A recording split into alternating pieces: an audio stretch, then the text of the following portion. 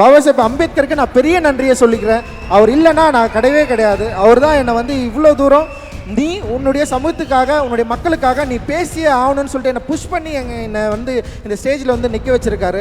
So அவருடைய வாய்ஸாக, அவருடைய மாணவனா, அவருடைய சீடனா நான் தொடர்ந்து இயங்குவேன் அப்படின்றது தான் என்னுடைய வந்து ஒரு பெரிய லட்சியம் அண்ட் குறிக்கோள். அதுதான் என்னுடைய பெரிய விருப்பமாக இருக்குது. இந்த நேரத்தில் நான் வந்து எல்லாருக்குமே நன்றியை தெரிவிச்சுக்கிறேன்.